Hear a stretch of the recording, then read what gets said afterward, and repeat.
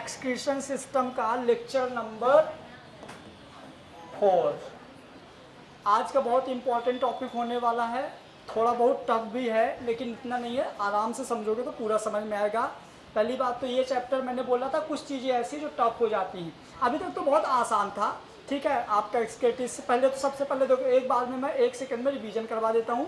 तो excretion system में हमारी बॉडी में जो वेस्ट प्रोडक्ट होते हैं उसको हम अपनी बॉडी से बाहर निकालते हैं, जिसको हम बोलते हैं एक्सक्रीशन। एक्सक्रीटिव सिस्टम में हम जो पढ़ने वाले हैं तो यहाँ पे जो वेस्ट मटेरियल होता है ये होता है क्या, यूरिया। क्या होता है, जो कि अमोनिया और कार्बन डाइऑक्साइड मिल के लीवर के अंदर बनाते हैं। जब बनाते हैं तो प्रोसेस को बोलते हैं ऑर्निथीन साइकिल। क्या बोलते हैं, ऑर्निथीन साइकिल के अंदर क्या होता है कि कार्बामाइल फॉस्फेट सिंथेटेज एंजाइम अमोनिया और कार्बन डाइऑक्साइड को कार्बामाइल फॉस्फेट में कन्वर्ट कर देता है। कार्बामाइल फॉस्फेट जो होता है तो लीवर के अंदर ही सिट्रुलिन में आर्जिनोसक्सिनिक एसिड, आर्जिनिन, ऑर्निथीन, फिर वो ऑर्निथीन अगेन वहीं चला जाता है और यहाँ से यूरिया और वाटर बाहर निकल जाता है। लेकिन ये बाहर निकलता है लीवर के ही अंदर और वो ब्लड वेसल्स के अंदर, मतलब कि ब्लड वेसल्स के अंदर जाता है। लेकिन अब वो ब्लड हमारा ख़राब हो चुका है क्योंकि उस वाले ब्लड में यूरिया और पानी है। तो यूरिया और पानी को यदि हम एक साथ मिला दें तो वो होता है यूरिन। हम उसको सेपरेटली अलग करेंगे तो हमारे जिस ब्लड में यूरिया और वाटर मिला हुआ है, एक्सेस ऑफ वाटर, जो वाटर ज़्यादा होता है, उस ब्लड को हम क्या करेंगे, बॉडी के बाहर निकालेंगे। बॉडी के बाहर निकालने के लिए उस ब्लड को हमको कहाँ ले जाना पड़ेगा, किडनी में। कहाँ ले जाना पड़ेगा, इसके पहले हम किडनी में ले जाएंगे। हमको सारी प्रोसेस पता है कि किडनी के अंदर यूरिन का फॉर्मेशन होता है, लेकिन इसके पहले हम किडनी का थोड़ा सा स्ट्रक्चर देखेंगे। तो जब हम ह्यूमन किडनी की बात करें तो उसका साइज होता है 10 सेंटीमीटर, 5 सेंटीमीटर, 4 सेंटीमीटर। वेट होता है 150 to 170 ग्राम। क्लियर। पोजीशन होती है पोस्टीरियर, लेट्रोपोस्टीरियर इन फ्लोटिंग रिब्स। फ्लोटिंग रिब्स पे मतलब हमारे एब्डोमेन के पीछे होता है, आगे साइड नहीं होता है। क्लियर। ये होती पोजीशन, शेप आपको सब कुछ पता है। किडनी के अंदर क्या होता है, जब हम उसको ट्रांसवर्स सेक्शन काटते थे तो 2 पार्ट में डिवाइड था। बाहर वाले पार्ट को कॉर्टेक्स, अंदर वाले पार्ट को मेडुला बोल रहे थे। मेडुला वाले पार्ट में क्या था, मेडुलरी पिरामिड थे, जो कि पार्ट तो किसके थे, मेडुला के, लेकिन धंसे हुए कहाँ थे, कॉर्टेक्स में। उसी मेडुला वाले पार्ट में कुछ ऐसे यू शेप लाइक स्ट्रक्चर था जिसको हम बोल रहे थे नेफ्रॉन। नेफ्रॉन का ऊपर वाला पार्ट जो था तो कॉर्टेक्स वाले पार्ट में था, अंदर वाला पार्ट कहाँ था, पिरामिड में धंसा हुआ था। नेफ्रॉन को भी मैंने क्लासिफाइड किया था। नेफ्रॉन 2 टाइप्स के थे। एक वो वाला था जिसकी पाइप बड़ी थी, जिसको बोल रहे थे जक्स्टाग्लोमेरुलर नेफ्रॉन। एक वो वाली जिसकी पाइप छोटी थी, जिसको हम बोल रहे थे cortical nephron. Cortical nephron ratio में 85% था और जिसकी पाइप बड़ी थी वो 15% था। क्लियर। उसके बाद उस नेफ्रॉन में मैंने आप लोगों को बताया था कि 1 लाख नेफ्रॉन किडनी में होते हैं, इतने छोटे पार्ट में। अब वो 1 लाख नेफ्रॉन का मैंने कल पिछले लेक्चर में लास्ट में रफली डायग्राम बनाया था कि ये ऐसा ऐसा होता है। एक्चुअल में क्या होता है, वो नेफ्रॉन जो हमारा होता है बहुत सारी ब्लड वेसल से धंसा हुआ रहता है। जैसे मान लो कि ये हमारा ये एक नेफ्रॉन है, ये नेफ्रॉन है, इसमें ऐसे बहुत सारे नेटवर्क्स होते हैं जिनको हम क्या बोलेंगे, आर्टरी के नेटवर्क होते हैं, क्योंकि ब्लड वेसल्स बहुत सारी वहाँ पे होती है जो नेफ्रॉन को चारों ओर से धंसे हुए रहती है। तो वो सारी की सारी चीज़ें हम देखेंगे। अब देखिए यूरिन कहाँ पहुँच गया है, किडनी के अंदर। किडनी के अंदर मेडुलरी पिरामिड, मेडुलरी पिरामिड के अंदर जो हमारा नेफ्रॉन है, नेफ्रॉन के अंदर पहुँच चुका है यूरिया और वाटर। भरोसा मानो, जब हम लोग खाना खाते हैं तो यूरिया और वाटर के अलावा भी कुछ वेस्ट चीज़ें होती हैं जो वहाँ पे गई हैं। यूरिया और वाटर के अलावा भी कुछ वेस्ट चीज़ें हैं जो वहाँ पे गई हैं। वो क्या हो सकती हैं, तो ग्लूकोज हो सकता है, सॉल्ट हो सकता है, आयंस हो सकते हैं, कोई वेस्ट मिनरल्स। क्या है जी उधर, क्या उधर, क्यों बार बार उधर देख रही हो, फिर इतना बढ़िया से समझा रहा हूँ, इधर पूरा फोकस दो ना। तो वहाँ पे कुछ वेस्ट चीज़ें होती हैं जो कि कहाँ आती हैं, ब्लड के थ्रू किडनी, नेफ्रॉन के पास कुछ वेस्ट चीज़ें आती हैं। अब वो जो वेस्ट चीज़ें हैं उनको हमारा जो नेफ्रॉन है यहाँ पे बहुत अच्छा काम करता है। आप सोचो, ब्लड से खराब चीज़ों को बाहर निकालना और सही चीज़ों को वहीं रहने देना कितनी बड़ी चीज़ है। एक पाइप में ब्लड भरा हुआ है, उस ब्लड में कुछ वेस्ट चीज़ें हैं जो हमारे बॉडी के लिए यूजफुल नहीं है, उनको वहाँ से बाहर निकालना और काम वाली चीज़ों को वहाँ रहने देना। इसका मतलब ये होता है कि नेफ्रॉन के अंदर यूरिन का फॉर्मेशन होता है। यूरिन मतलब यूरिया प्लस वाटर। यूरिया और वाटर को मिला दिया तो यूरिन हो जाएगा। ये कहाँ बनता है, नेफ्रॉन के, बन तो कहीं और गया था, लेकिन हम अलग कहाँ करेंगे, नेफ्रॉन में। फिर से सुनो, किडनी में क्या बना था, यूरिया और वाटर, यूरिया और वाटर वहाँ, सॉरी लीवर में बना था यूरिया और वाटर, यूरिया और वाटर ब्लड में मिलके आ चुका था किडनी में, किडनी के बाद आ चुका था नेफ्रॉन के पास। अब नेफ्रॉन में उस ब्लड वेसल से यूरिया और वाटर को सेपरेट किया जाएगा, ब्लड को वहीं रहा जाएगा, और सुनो उतना ही पानी वहाँ से निकाला जाएगा जितना एक्स्ट्रा है। यदि आप वहाँ से ज़रूरत से ज़्यादा पानी निकाल लोगे तो बीपी लो हो जाएगा, यदि ज़रूरत से ज़्यादा रहने दोगे तो बीपी हाई हो जाएगा। इसका मतलब ये है कि नेफ्रॉन का ब्लड प्रेशर में बहुत ज़्यादा रोल है। पूरी बात यदि तुम लोग अच्छे से सुनोगे ना, एक एक चीज़ दिमाग में एकदम फुल कंसंट्रेशन, तो पूरा समझ में आएगा। ब्लड में यदि पानी ज़्यादा है, मतलब उसका वॉल्यूम ज़्यादा है, तो प्रेशर ज़्यादा हो जाएगा, तो बीपी हाई। पानी आपने ज़्यादा निकाल लिया, मान लो नेफ्रॉन अनपढ़ था, पढ़ा लिखा नहीं था, उसने ज़्यादा पानी बाहर फेंक दिया, तो क्या दिक्कत, ऊपर ब्लड प्रेशर में पानी कम तो बीपी लो। बीपी लो के सिम्टम्स आप सबको पता है। तो आज का हमारा जो मेन मोटो है, आज हम ये सीखने वाले हैं कि जो हमारे ब्लड में यूरिया और एक्स्ट्रा वाटर, बेटा यूरिया और एक्स्ट्रा वाटर था, हम इसको किस तरीके से किडनी से बाहर निकाल दें। उसी तरीके को हम बोलते हैं ग्लोमेरुलर फिल्ट्रेशन। क्या बोलते हैं, ग्लोमेरुलर फिल्ट्रेशन या यूरिन फॉर्मेशन बोल सकते हैं। क्या बोल सकते हैं हम इसको, मतलब हम इसको बोल सकते हैं यूरिन फॉर्मेशन। यूरिन फॉर्मेशन के लिए आपको बहुत सारी चीजें समझने की जरूरत है। एक बार पाथवे ऑफ यूरिन हो जाए, बोलूं पक्का, नेफ्रॉन, यूरिनरी ब्लैडर, बाहर, इसके बीच की याद है ना चीजें, नेफ्रॉन से Bowman capsule, PCT, loop of Henle, DCT, collecting duct, बोलो minor calyx, major calyx, pelvis, ureter, urinary bladder, urethra, dash dash. Clear हुआ, ये तो पूरी प्रोसेस है। आज हम समझेंगे यूरिन फॉर्मेशन। अब पता है ये बहुत कॉम्प्लिकेटेड केस है, और इसको समझने के लिए आज सबको बहुत ज़्यादा दिमाग चाहिए। और आज वाला लेक्चर जब भी डले, आज डल गया तो बहुत अच्छी बात है, जब भी डले आज वाला लेक्चर तुम लोग कम से कम 7 से 8 बार देखना, क्योंकि पूरी बहुत बड़ी मैकेनिज्म है, एक साथ पूरा समझना थोड़ा सा मुश्किल है। ठीक है, तो आइए अब हम देखेंगे यूरिन फॉर्मेशन। तो यूरिन फॉर्मेशन कैसे होता है, तो आओ, ये होता है बेटा नेफ्रॉन। ये क्या होता है, नेफ्रॉन। नेफ्रॉन में आप सबको पता है बोमेन कैप्सूल, नेफ्रॉन में आप सबको पता है बोमेन capsule, PCT, loop of Henle, DCT, collecting duct, ये सबको पता है, इतना नाम तो सबको पता है। चलिए अब लूप ऑफ, मतलब अब यहाँ पे हम बात करते हैं, जो येलो कलर का दिख रहा है वो हमारा नेफ्रॉन है, जो येलो कलर का दिख रहा है वो नेफ्रॉन है। वहाँ से जो रेड कलर की एक पाइप आ रही है, ये वाली जो हमारी पाइप है, ये वाली पाइप यूरिया और वाटर को लेके आ रही है यहाँ पे। इस वाले पार्ट को हम बोलेंगे ग्लोमेरुलस। क्या बोलेंगे, ग्लोमेरुलस। ग्लोमेरुलस और बोमेन कैप्सूल दोनों के एक साथ बोलेंगे मेलपिगियन एपर्टस। क्या बोलेंगे, मेलपिगियन एपर्टस। यहाँ से देखिए ये वाली पाइप ज़्यादा चौड़ी है, ये वाली पाइप पतली है, जिस वजह से यहाँ पे एक प्रेशर लगेगा, जिस प्रेशर के वजह से यहाँ से यूरिया और वाटर यहाँ आ जाएगा, बाकी बचा हुआ ब्लड यहाँ जाएगा। यहाँ से ये ब्लड देखो यहाँ आया, और ये हमारा बनाया पीसीटी नेटवर्क। जब आप एनसीईआरटी का डायग्राम देखोगे ना, तो लूप ऑफ हेनले को बहुत सारी ऐसे गुचुड़ आरटी ऐसे घेर के रखी है, ऐसे समझ में नहीं आएगा। मतलब कि जैसे ये लूप ऑफ हेनले है, मान लो ये हेनले का लूप है, एनसीईआरटी में डायग्राम कुछ ऐसा बना है। मतलब पीसीटी नेटवर्क बहुत जाल टाइप का, नेटवर्क टाइप का, मतलब कि हेनले लूप, मतलब उसको नेफ्रॉन को ऐसे जाल टाइप की, जो रेड कलर की है पूरी ब्लड वेसल्स। क्या है, ब्लड वेसल्स। अब इस ब्लड वेसल्स में एक आप चीज कॉमन समझो, बहुत मजा आएगा। जो हेनले लूप का नीचे वाला पार्ट है, इस वाले पार्ट के बगल में आप देख सकते हो वासा रेक्टा भी है। क्या है, अब ये समझना, वासा रेक्टा जो होता है, तो जो हमारा ये है ना, हमारी आर्टरी है, ये वाली आर्टरी जो बाहर निकलती है, इसका नाम है एफरेंट आर्टरी, और जो यहाँ पे आती है इसका नाम है एफरेंट आर्टरी।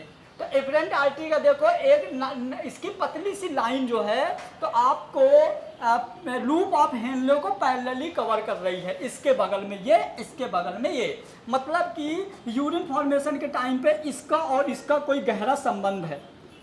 क्या संबंध है अभी हम देखेंगे, इन दोनों का गहरा संबंध है यहाँ पे। हाँ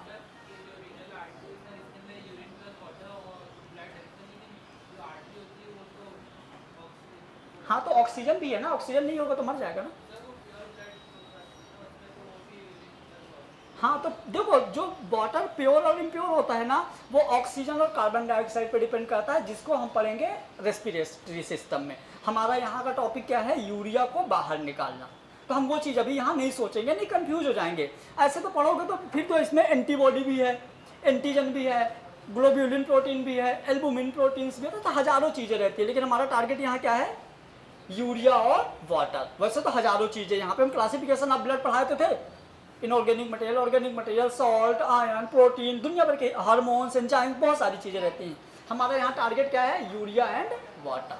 क्लियर हुआ। आइए ये वाला हमारा, अब देखें इसके बाद हम देखेंगे कि एक चीज़ और समझ लो, थोड़ा सा की पॉइंट है यहाँ पे, ये कभी कभी एग्जाम में आपके पूछा जाता है। यदि आप एफरेंट आर्टरी और डीसीटी, क्योंकि ये तो पूरा नेटवर्क है, तो कहीं कहीं एफरेंट आर्टरी हमारी ये वाली एफरेंट आर्टरी और डीसीटी कहीं कहीं आपस में जॉइंट हो जाती हैं। एम्स में बहुत बार पूछा गया है, क्योंकि मैं तो इसको सेपरेट ऐसे बनाया गया हूँ ना बेटा, 10 सेंटीमीटर में 1 लाख नेफ्रॉन, आपको नहीं लगता एक दूसरे से बहुत सारा जुड़ा होगा? ये तो मैंने अलग अलग करके बनाया हूँ, गूगल से नेट दिखाया था कैसा डायग्राम, एकदम ऐसे ऐसे था, कॉइल्ड स्ट्रक्चर थी। तो कहीं कहीं क्या होता है, कभी कभी डीसीटी एफरेंट आर्टरी से अटैच हो जाता है। जैसे मान लो ये एफरेंट आर्टरी है और ये डीसीटी है, यहाँ अटैच हो गई। तो जहाँ ये दोनों अटैच होती है ना, तो इसकी सेल दोनों एक दूसरे से मिलेंगी। तो यदि एफरेंट आर्टरी डीसीटी से मिल जाती है, तो जो दोनों का ये जॉइंट वाला पार्ट होता है, इसको हम बोलते हैं जस्टाग्लोमेरुलर एपर्टस। क्या बोलते हैं, जस्टाग्लोमेरुलर एपर्टस। एफरेंट आर्टरी की ये वाली सेल को हम जस्टाग्लोमेरुलर सेल बोलेंगे और डीसीटी की सेल को हम बोलेंगे मैकुला डेंसा। जहाँ ये दोनों मिलती है तो ये हमारा बनता है जस्टाग्लोमेरुलर एपर्टस। ये आपके नीट में आ चुका है, इसको आपको याद रखना है। कैसे याद रखना है, कभी कभी एफरेंट आर्टरी जो होती है डीसीटी की सेल से मिल जाती है। एफरेंट आर्टरी की सेल को बोलते हैं जस्टाग्लोमेरुलर सेल और डीसीटी की सेल को बोलते हैं मैकुला डेंसा। जहाँ वो दोनों जॉइंट हो गई, देखो ना, ये दोनों यहाँ पे मिक्स हो जाती हैं, जिसको हम बोलते हैं जस्टाग्लोमेरुलर एपर्टस। समझ गए। आओ अब आज हमारा जो मेन टॉपिक है बेटा, वो है यूरिन फॉर्मेशन। मेन टॉपिक क्या है अपना, यूरिन फॉर्मेशन की पूरी कहानी बोमेन कैप्सूल में होती है। कहाँ होती है, पूरी कहानी बोमेन कैप्सूल में होती है। बाकी PCT, DCT, loop of Henle, collecting duct और बाकी minor calyx, major calyx, pelvis, ये तो बने हैं यूरिन को तो एक रास्ता देती है ना। हेलो, क्योंकि किडनी यहाँ है, यूरिन वाली थैली नीचे है, तो यहीं कहीं रास्ता नहीं देंगे तो पेट में नहीं, फिर यहाँ इस पाइप लगाना पड़ेगा। समझ गए। तो बनती यहाँ है। तो एक मतलब मेन कहानी यदि आपको बोमेन कैप्सूल की समझ में आएगी तो सारा काम हो जाएगा। आइए मजा आएगा। देखिए सुनो, तो ये कंफ्यूज हो रहा है कि ये क्या है, अब आया, समझ गए। आओ मजे आएंगे। देखिए बेटा, ये देखो, बाप रे, ये फिर भी कम कॉइल्ड है, ऐसे पूरा घेरे रहता है ऐसे, ये जिसको हम पीसीटी नेटवर्क बोलते हैं, पूरा ऐसा रहता है। ये बोमेन कैप्सूल है ना। तो ये कैपिलरी है जो पूरे इसको घेरे रहती हैं। अब पूरे नेफ्रॉन में कहीं भी कैपिलरी का आप काम बोले आए तो आप बोल सकते हो कि हाँ यहाँ पे कैपिलरी है। क्लियर हुआ। आइए अब इसको ध्यान से आप लोग समझिएगा। ये बोमेन कैप्सूल है। अभी मैं इसको सेल्फ डायग्राम बनाऊंगा। बोमेन कैप्सूल में आप यहाँ पे कुछ देखो होल टाइप के देख सकते हो, दिख रहे हैं होल टाइप के। अब यहाँ भी होल है लेकिन हमको दिख नहीं रहा है क्योंकि यहाँ पे आर्टरी है। ये पूरा जो कॉइल इतना सुंदर एकदम लग रहा है ना, कैसा लग रहा है ये, कैसे पता नहीं, लेकिन ऐसे जलेबी टाइप का लगे, लाल वाली जलेबी है ना, इमरती। हाँ, तो ये देखो यहाँ पे होल है, ऐसे जाके देख सकते हो, भरा हुआ है ब्लड। यहाँ से देखो, इधर से दिख रहा है, यहाँ से जो ब्लड भरा है यहाँ पे यूरिया और वाटर है, लेकिन ये जो बाहर निकल गए, ये देखो, अरे यहाँ पे देखो ना, यहाँ पे कुछ ज़्यादा डॉटेड डॉटेड टाइप का कुछ केमिकल, यहाँ एकदम शुद्ध है, कुछ नहीं है। तो मतलब जो बाहर लेके जा रही है इसमें यूरिया और वाटर, यूरिया नहीं है, वाटर जितना चाहिए उतना है, यहाँ पे है दोनों चीज़ें। क्लियर? तो यहाँ पे ऐसा क्या हुआ कि ये इधर आ गया। कौन इधर आ गया? कौन इधर आ गया? ध्यान से सुनोगे तो बनेगा, नहीं तो क्या बनेगा भाई? कौन इधर आया बताओ? हाँ, और यहाँ पे यूरिया और वाटर आया, तो यहाँ पे बोमेन कैप्सूल में लगी होती है एक छन्नी। क्या? अरे नेफ्रॉन तो बोमेन कैप्सूल का है, तो नेफ्रॉन ही तो है, नेफ्रॉन का पार्ट है बोमेन कैप्सूल। अरे पूरी छन्नी मतलब कि पूरी छन्नी मतलब नेफ्रॉन। अब पूरी छन्नी में स्टैंड थोड़ी छानता है, क्या छानता है? जो वहाँ प्लास्टिक का लगा रहता है वो छानता है ना, जो फिल्टर का काम कर। कैप्सूल, ये बोमेन कैप्सूल है। बोमेन कैप्सूल में यहाँ से एक पाइप आएगी, इसको हम, ये वाले पाइप को हम क्या बोलेंगे? Efferent artery. इस वाले पाइप को बोलेंगे इफरेंट आर्टरी। यहाँ होता है ग्लोमेरुलस, ये इधर आता है। तो हम देखेंगे कि यहाँ क्या चीजें हैं। हेलो, हम देखेंगे इतने में क्या चीज है, इतने में क्या क्या है। तो पहले देखो, ये ब्लड वेसल्स है, पहले ब्लड वेसल्स है। ब्लड वेसल्स के बाद यहाँ पे देखो गैप है, गैप होने के बाद यहाँ पे कुछ गैप है, और फिर गैप होने के बाद नीचे क्या है? Bowman capsule.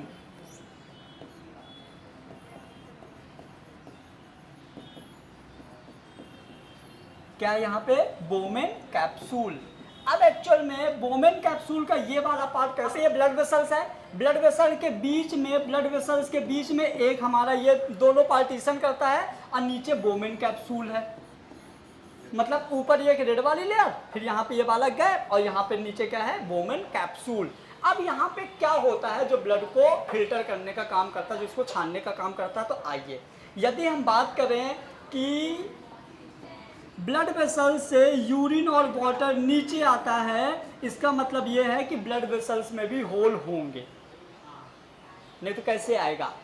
ठीक है, फिर यहाँ भी होल होंगे, नहीं तो कैसे आएगा? फिर यहाँ भी होल होंगे, नहीं तो कैसे आएगा?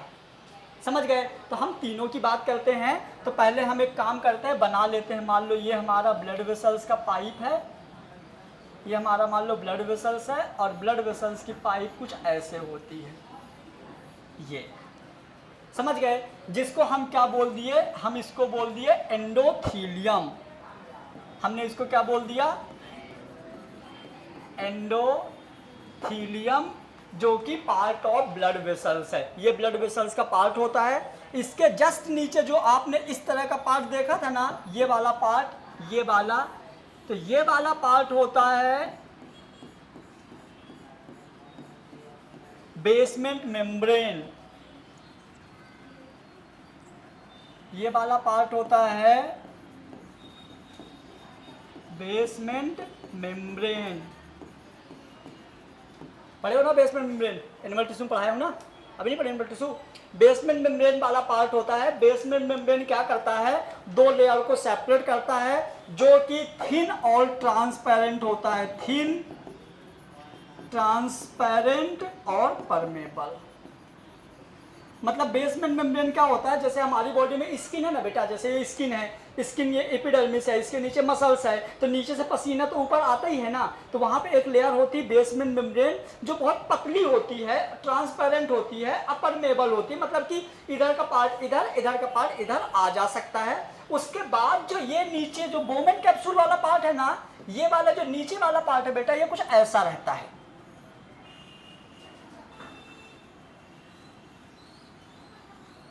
कुछ ऐसा रहता है। इस सेल को हम बोलते हैं, ये जो एक फिंगर लाइक प्रोजेक्शन है ना, ये होता है हमारा, एक तो ये हो गया, दूसरा ये हो गया, तीसरा ये हो गया, जिसको हम बोलते हैं पोडोसाइट सेल। और नीट वालों का फेवरेट क्वेश्चन है। अब पोडोसाइट सेल में यहाँ पे छोटे छोटे होल होते हैं, जिसको हम बोलते हैं स्लिट पोर। क्या बोलते हैं? स्लिट पोर। तो देखिए यहाँ पे ब्लड वेसल्स में होल था, मतलब यहाँ से ब्लड यहाँ आ चुका है, मतलब ब्लड नहीं सॉरी यूरिया और वाटर ये यूरिया और वाटर यहाँ आ गया, यहाँ आने के बाद ये यहाँ से यहाँ भी आ गया, यहाँ आ गया, यहाँ पोडोसाइड सेल है तो पोडोसाइड सेल से भी अंदर यहाँ आ गया। मतलब यहाँ पे जहाँ पे फिल्टर हो रहा था तो 3 लेयर थी। कितनी लेयर थी? अब तीनों लेयर में देखो परमेबल है, तीनों लेयर में ऐसा कुछ ना कुछ है कि वो यूरिया और वाटर को नीचे आने दें। फिर ये वाला पार्ट जैसे नीचे जाएगा तो हो जाएगा पीसीटी, फिर तो बस फिर नॉर्मल है। मेन कहानी यही है। फिर से रिपीट कर दूं एक बार, आओ सुन लो। यदि हम ग्लोमेरुलर फिल्ट्रेशन की बात करें तो ग्लोमेरुलर फिल्ट्रेशन होता है ग्लोमेरुलस में। कहाँ होता है? ग्लोमेरुलस में ब्लड वेसल्स आती है, मतलब एफरेंट आर्टरी आती है। एफरेंट आर्टरी यहाँ पे गुच्छा बना देती है और यहाँ पे एक प्रेशर लगता है जिसको हम बोलते हैं हाइड्रोस्टैटिक प्रेशर। कितना होता है? 25 mm ऑफ Hg। इस प्रेशर के वजह से यहाँ पे दबाव यानी कि प्रेशर लगता है, जिसकी वजह से यह ब्लड में जो यूरिया और वाटर था यहाँ आएगा। जब यहाँ आएगा और यहाँ पे यदि पोल नहीं होंगे, स्पेस नहीं होगा तो ब्लड वेसल्स फट जाएगी। मान लो कोई ऐसी चीज़ है जैसे यदि उसके आप कुछ दबा रहे हो, यदि वो चीज़ बाहर नहीं निकलेगी तो फट नहीं जाएगी, लेकिन वहाँ पे ऐसा नहीं होता क्योंकि ब्लड वेसल्स की लेयर मतलब एंडोथीलियम, और एंडोथीलियम कुछ ऐसी होती है, यहाँ पे बीच में जगह है, आराम से आ सकता है। उसके नीचे होता है बेसमेंट मेम्ब्रेन। बेसमेंट मेम्ब्रेन कैसी होती है? थिन होती है, ट्रांसपेरेंट होती है, परमेबल होती है। मतलब यहाँ से यूरिया और वाटर यहाँ भी आ गया। अब यूरिया और वाटर कहाँ बचा?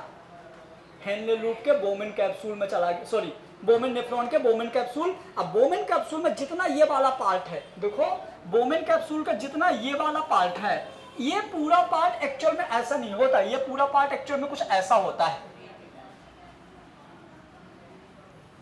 कुछ ऐसा होता है।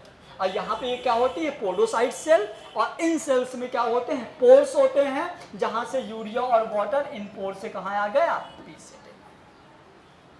पीसीटी से loop of Henle, DCT. Main कहानी यही थी, इसी को समझना है अपने को, आगे समझ में। तो ये हमारा क्या हो गया बेटा?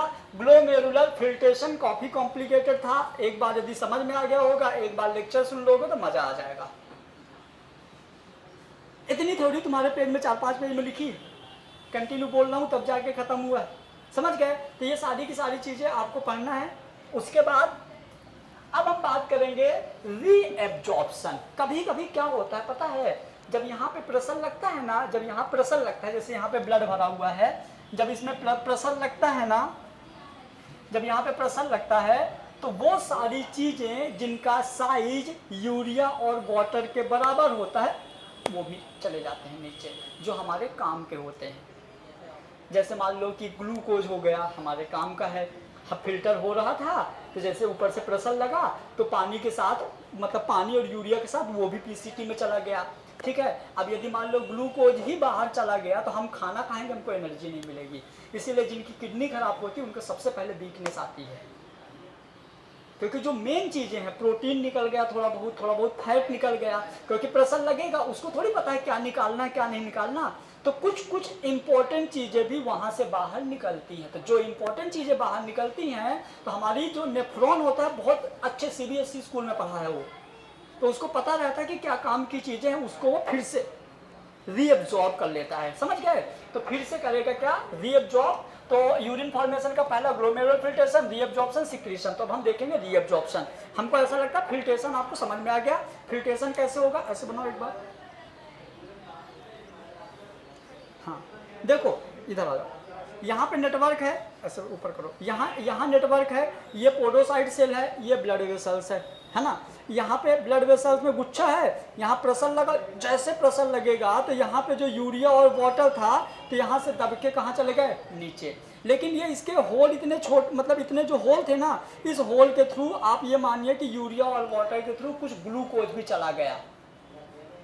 तो ये वाली प्रोसेस हो गई ग्लोमेरुलर फिल्ट्रेशन, क्योंकि हम इसको क्या बोल रहे थे? ग्लोमेरुलस। क्या बोल रहे थे? ग्लोमेरुलस। तो हो गया ग्लोमेरुलर फिल्ट्रेशन। इसके नीचे जो गया है तो वहाँ पे क्या, कुछ ग्लूकोज है, कुछ आयंस है, कुछ मिनरल्स हैं, हमको उनको खराब नहीं होने देना है, ठीक है। तो हम उनको दोबारा ले लेंगे, उसको बोलेंगे रीएब्जॉर्प्शन। क्या बोलेंगे?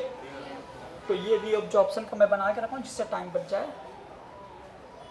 जो है अब समझना क्या होता है, जब फिल्टर होता है ना तो पूरा ब्लड फिल्टर होता है। जब फिल्टर होता है पूरा ब्लड फिल्टर होता है। यदि अपनी बॉडी में रीएब्जॉर्प्शन ना हो। तो हम लोग जब एक बार में 200-300 ml सूसू जाते हैं ना, वो 2 लीटर 3 लीटर हो जाए। हाँ, पता चले वॉशरूम में ही बैठे हैं 10 मिनट तक। समझ गए? मतलब तो हमको यूरिन का वॉल्यूम भी कम करना है। क्या करना है अपने को? यूरिन का वॉल्यूम भी कम करना है। तो यूरिन का वॉल्यूम कैसे कम करेंगे? तो आओ मजे आएंगे, ध्यान से समझिएगा। तो क्या हुआ, यहाँ ग्लोमेरुलर में फिल्ट्रेशन हुआ, ये यहाँ आया, और जो पानी यहाँ भरा हुआ था, इस पानी का बाहर निकल गया, ब्लड वेसल्स में चला गया। ब्लड वेसल्स कहाँ कहाँ ब्लड वेसल्स मिली ये वाली? दादा सबको।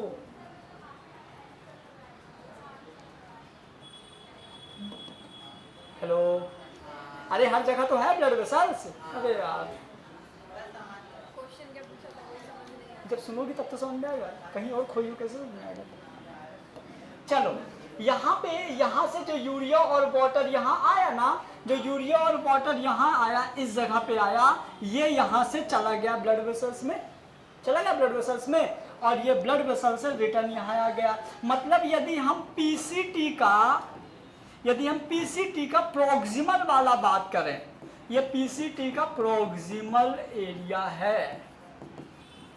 प्रोक्सिमल मतलब पीसीटी, इतना पूरा पीसीटी है, तो पीसीटी का ऊपर वाला पार्ट प्रोक्सिमल और नीचे वाला पार्ट डेक्स्ट्रल। ऊपर वाला पार्ट प्रोक्सिमल, नीचे वाला पार्ट डेक्स्ट्रल। मतलब जो प्रोक्सिमल वाला पार्ट वो कॉर्टेक्स में होगा, जो डेक्स्ट्रल वाला पार्ट मेडुला में होगा। मेडुलरी पिरामिड में था ना, मेडुलरी पिरामिड। सर थोड़ा 10 मिनट और, है ना? कौन, कोई जैन है?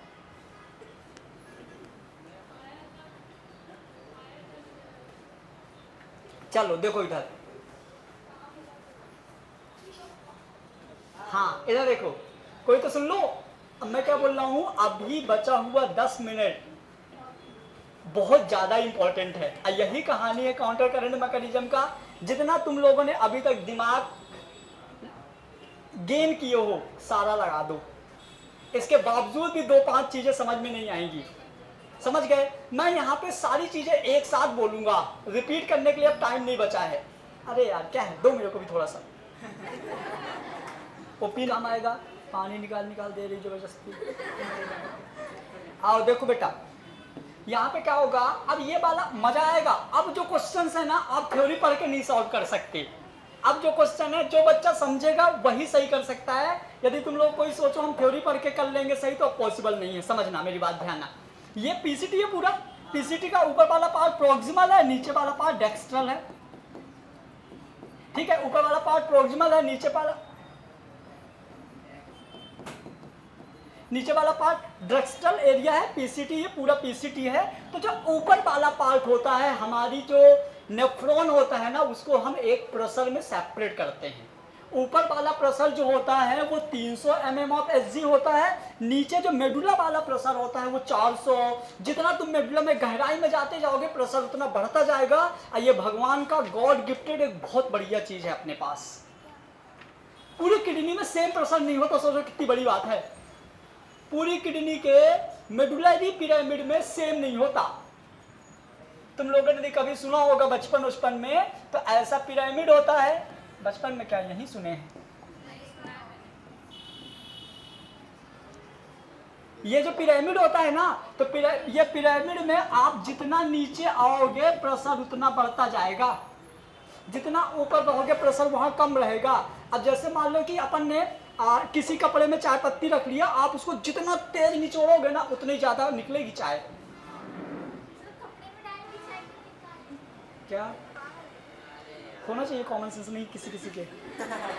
समझ गए? तो आप मतलब किसी में, जैसे अपन ने मतलब चाय छन्नी मान लो नहीं है, या अपने प्रैक्टिकल करना, अपन चाय बनाओ, कपड़े में आप नॉर्मल चाय डालोगे ना, तो कुछ चीजें निकलेंगी। लेकिन जब आप उसको हल्का दबाओगे थोड़ा कम निकलेगा, और जितना तेज दबाते जाओगे उतना ज्यादा निकलेगा। इसका मतलब यह है कि प्रेशर जितना ज्यादा लगेगा वो उतना गाढ़ा होता जाएगा। पहले हल्के प्रेशर से लगाओगे ना, हल्का हल्का निकलेगा। अब जितना ज्यादा प्रेशर लगाओगे ना, उतनी गाढ़ी चीजें निकलेंगी।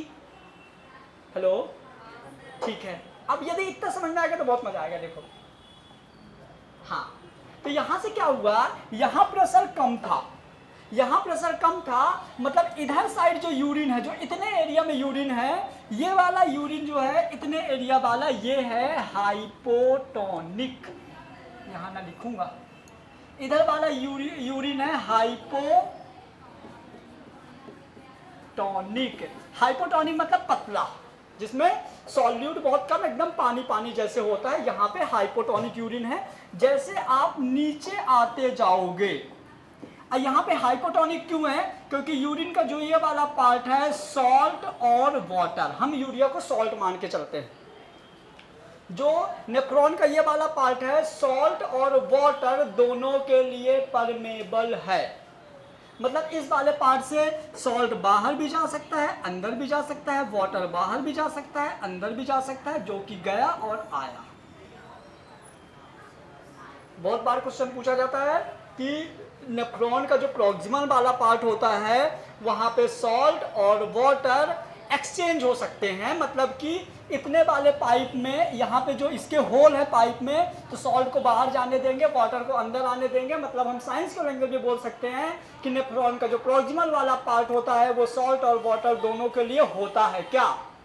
परमेबल। बोलो याद रखना, फिर मत बोलना होल होता है जाने आने देगा, नहीं। साइंस के लैंग्वेज में क्या बोलेंगे? परमेबल। परमेबल मतलब कि परमेबल, दोनों अंदर एक्सचेंज हो जाएगा, ठीक है। उसके बाद अब देखना, अब बहुत आएगा, क्या मजा, सुनो।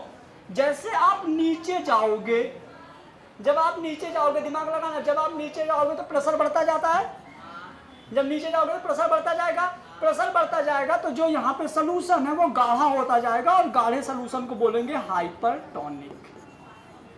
बोलो हाँ, गाढ़े सोल्यूशन क्या बोलेंगे? हाइपरटोनिक। मान लो यहाँ पे 1 लीटर सूसू था, यहाँ पे कितना था? 1 लीटर। समझना, यहाँ से जो बाहर निकलेगा 200 ml सिर्फ, बाकी कहाँ गया समझना। इनिशियली मान लो यहाँ 1 लीटर था, यहाँ से जो बाहर निकलेगा कितना होगा? 200 ml, बाकी कहाँ गया? सीखना, सुनना ध्यान से, ठीक है। जैसे आप नीचे आओगे, नीचे आओगे तो सोल्यूशन गाढ़ा होता जाएगा। अब यदि सोल्यूशन, मतलब कि यदि यूरिन गाढ़ी हो रही है तो क्या होगा पता है आपको? 2 कंडीशन है। अब इस वाले एरिया में आप बाहर से तो सॉल्ट और यूरिया मिला नहीं सकते, गाढ़ा करना है, मतलब सोल्यूशन में क्या होना चाहिए? सॉल्ट, यूरिया, कुछ चीजें मिलाना चाहिए। आप बाहर से मिला नहीं सकते, तो ऐसा क्या करो कि ये इतना वाला एरिया गाढ़ा हो जाए। क्या करोगे? निकाल लो, यहां से वाटर निकाल लो दादा। यहां से पता क्या होगा? यहां से वाटर निकलेगा, यहां से वाटर निकलेगा, यहां से वाटर निकलेगा। 1 लीटर था, वाटर यहां से निकल गया, क्या बचा यहाँ पे? सिर्फ सॉल्ट, सॉल्ट बचा, हो गया गाढ़ा। कहाँ निकलेगा, कहाँ जाएगा? अभी बताएंगे। निकलेगा कहाँ जाएगा? याद रखो, वॉशर एकटा, बूम,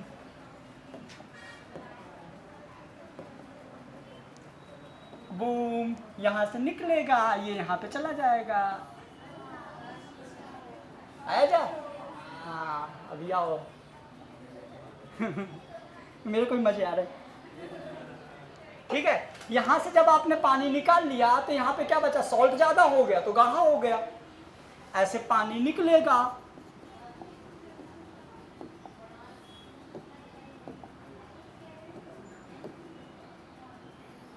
यहां से पानी निकलेगा। अब आप ऊपर जाने लगे,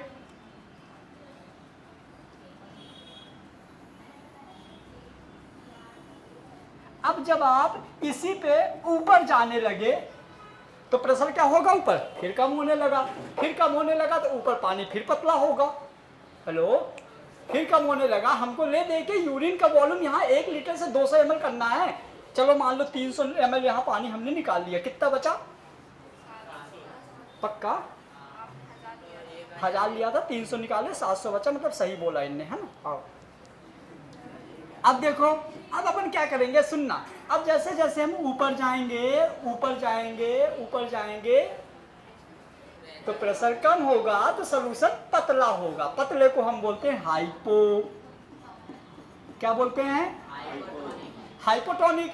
अब इधर पतला करना है, पतला करने के लिए क्या करेंगे? इसमें आप बाहर से तो कुछ डाल नहीं सकते। यदि आप सोचो बाहर से पानी डाल दो, पॉसिबल नहीं, तो क्या करोगे? पतला करना है, गाढ़ा है, क्या करोगे? जल्दी बोलो। वाटर क्या करोगे यहाँ, जल्दी बोलो दादा। ये वाला जो एरिया है ना, ये वाला एरिया, ये सॉल्ट के लिए इम्परमेबल, वाटर के लिए परमेबल था, ये वाला एरिया। तो यहाँ क्या करोगे, जल्दी बोलो, पतला करना है। वाटर डाल दें? कहाँ से डालोगे, बाहर से जी? अरे माताओं, अंदर से सॉल्ट निकाल लो। अरे यार, सॉल्ट निकाल लो तो पानी पानी बचा, तो हो गया पतला। नहीं लगा पा रहे हो? और निकाल लो, पानी यहाँ निकाला था ना, अब यहाँ से सॉल्ट निकाल लो। जब पानी निकालो तो गाढ़ा हो गया, और सॉल्ट निकाल लिया तो पतला हो गया। ले देखिए वॉल्यूम कम हो गया। एक एक बोलो, एक एक बोलो। हाँ अरे दादा, 1000 से 200 ml बचाना, अभी 700 ml है। मैंने बोला था यहाँ 1000 ml था, हमको यहाँ 200 ml लेके जाना है, तो यहाँ से 300 ml निकला था, 700 तो बचा है। 700 में मैंने चलो 200 ml सॉल्ट निकाल दिया, मान लो कितना बचा, कितना बचा। अब हम ऊपर गए तो प्रेशर और कम, अब गजब मजा आएगा, अब एकदम महा वाला मजा आएगा, समझना। अब यहाँ से जब ऊपर गए ना, और पतला तो और हाइपो, ले मतलब मोर हाइपोटोनिक। लेकिन ये जो मोर हाइपोटोनिक था ना, सबसे बड़ी टेंशन की बात पता थी क्या थी? देखो ये वाला इधर सॉल्ट के लिए परमेबल था, अब वाटर के लिए इम्परमेबल। सॉल्ट और water both are permeable, salt not permeable, water permeable, water not permeable, salt permeable. Clear हुआ? जैसे हम ऊपर गए तो जो ये वाला पूरा एरिया था ना, सॉल्ट और वाटर दोनों के लिए इम्परमेबल। लेकिन हम तो ऊपर जा ही रहे हैं, ऊपर जा रहे हैं, प्रेशर तो कम हो रहा है, मतलब हमको हाइपो तो चाहिए, और पतला करना। अब कैसे करोगे, कैसे निकालोगे? दोनों नहीं निकलेगा, दोनों के लिए इम्परमेबल है। हाँ जल्दी बोलो, कैसे कैसे? अरे जल्दी बोलो, टाइम पास मत करो, जिसको पता हो बोलो, नहीं तो बोलो नहीं पता। पक्का नहीं पता? ठीक है, आ जाओ।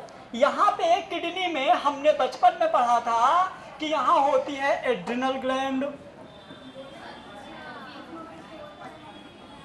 क्या होती है यहाँ पे? एड्रिनल ग्लैंड जो है, तो इसके डीसीटी वाले पार्ट में, मतलब कि डीसीटी वाले पार्ट में एक हार्मोन रिलीज करता है जिसका नाम है एड्रिनलिन हार्मोन। क्या निकालती है? और एड्रिनलिन हार्मोन जो होता है, तो डीसीटी की सरफेस में पंप होता है, सोडियम पोटेशियम पंप। अब पंप का काम क्या होता है? जबरदस्ती चीजों को खींचना। तो यहां से पंप क्या करेगा, जैसे ही ये एड्रिनलिन हार्मोन इन पंप में आके गिरता है, तो ये पंप क्या करते हैं, जबरदस्ती यहां से वो सॉल्ट को बाहर निकाल देते हैं। ये पंप जबरदस्ती यहां से सॉल्ट को बाहर निकालते हैं, ये पंप जबरदस्ती यहां से सॉल्ट को बाहर निकालते हैं, ये पंप जबरदस्ती यहां से सॉल्ट को बाहर निकालते हैं, जो कि एक एक्टिव ट्रांसपोर्ट मेथड होता है। क्या होता है? Active transport method. क्योंकि जब आप पंप को चालू करोगे तो बिना पेट्रोल चालू होगा नहीं, पेट्रोल मतलब ह्यूमन का एटीपी। तो यहाँ एटीपी खर्च होंगे, और एटीपी खर्च होंगे तो इसको हम बोलेंगे एक्टिव ट्रांसपोर्ट। रिपीट करो, क्या बोलेंगे? Active transport. ये दोनों के लिए इम्परमेबल था। आपके नीट का फेवरेट क्वेश्चन, कौन किसके लिए, कौन किसके लिए, कौन किसके लिए, कौन किसके लिए। समझ गए? अब यहां से आपने सॉल्ट निकाल दिया, यहां का पानी हो गया हाइपो। क्या हो गया? और सुनो, लेकिन जो बाहर अब देखो, यहां पे भी कुछ निकला है ना। अब यहां आप जबरदस्ती निकाले तो उतना नहीं निकलेगा। कितना बचा था? 500। कितना बचा था? मान लो 150-200 यहां से भी निकाल लिए अपन, 100 निकाल लो, 400 बचा। कितना बचा? निकालना कितना है? सिर्फ 200। तो क्या होगा, यहाँ पे हमारा ब्लड वेसल्स होता है। अब ब्लड वेसल्स में एक हार्मोन होता है ADH। क्या होता है? Anti diuretic hormone. जगह नहीं है। कौन सा? Anti diuretic hormone. हाँ, ADH हार्मोन क्या करेगा? एंटी डाईयूरेटिक हार्मोन इसके ब्लड वेसल्स में आएगा। अब यहाँ पे ये नीचे आने लगा, मतलब गाढ़ा करना है। क्या करना है, इसको गाढ़ा करना है। तो जब ये नीचे आने लगा, इसको गाढ़ा करना है, तो अब क्या करेगा, एडीएच हार्मोन ब्लड वेसल्स में जाता है। अब ब्लड वेसल्स से पानी को बाहर निकाल लेता है। ये पानी कहाँ मिल जाती है, ब्लड वेसल्स में। कहाँ मिल गया, ब्लड वेसल्स में। तो नीचे आया, फिर से पानी बाहर निकाल लिया, तो यहाँ 400 बचा था, 200 ml फिर से निकाल लिया, बचा 200। और वो जो 200 ml था वो गाढ़ा पानी है, क्योंकि कलेक्टिंग डक्ट के पास प्रेशर ज्यादा है। अब प्रेशर यहाँ ज्यादा है, सोल्यूशन गाढ़ा हो गया। और गाढ़ा सोल्यूशन कहाँ चला जाएगा, यहाँ से renal minor calyx, major calyx, pelvis, ureter, urinary bladder. यहाँ से जो क्वेश्चंस आते हैं यही आता है, कौन पे किसके लिए परमेबल, कौन किसके लिए इम्परमेबल, कहाँ पे हाइपोटोनिक, कहाँ पे हाइपरटोनिक, कहाँ पे आइसोटोनिक, कौन सा कहाँ पे कैसा सोल्यूशन होता है, यही आता है। कौन सा, ये वाला। अब देखो ब्लड प्रेशर, अब यहाँ पे जो हाइपोटोनिक है, मतलब आप यहाँ पे हाइपोटोनिक है मतलब मोर हाइपोटोनिक। अब ये हाइपोटोनिक वाला क्या होगा, यहाँ पे पानी ज़्यादा है। यदि अपन यूरिनेशन में ज़्यादा पानी हम बाहर निकाल देंगे तो हमारी बॉडी में ब्लड की वो पानी की कमी हो जाएगी। तो फिर यहाँ ब्लड वेसल से एक हार्मोन होता है एडीएच हार्मोन।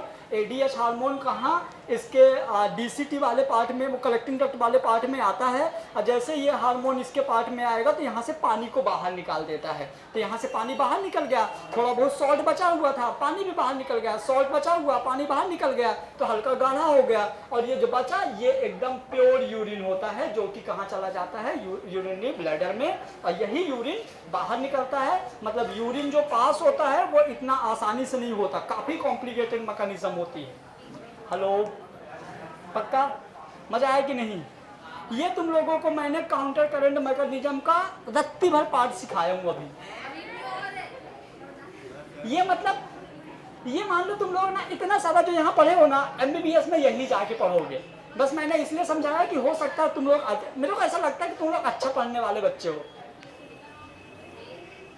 समझ गए? तो ट्राई करना। और एक चीज बताता हूँ, जब तक तुम लोग इसको ना 4-5 बार नहीं सुनोगे ना, पक्का भूलेगा। तुम लोगों की कसम खा रहा हूँ, पक्का भूलेगा, समझ गए? और ये इस चैप्टर के जो 2 क्वेश्चन आते हैं ना, यहीं से आते हैं। तुमको क्या लगता है किडनी का वेट और साइज पूछेगा नीट में? बड़ी होशियार हो। ये नहीं, यही पूछता है, याद रखना, ठीक है? चलो, धन्यवाद।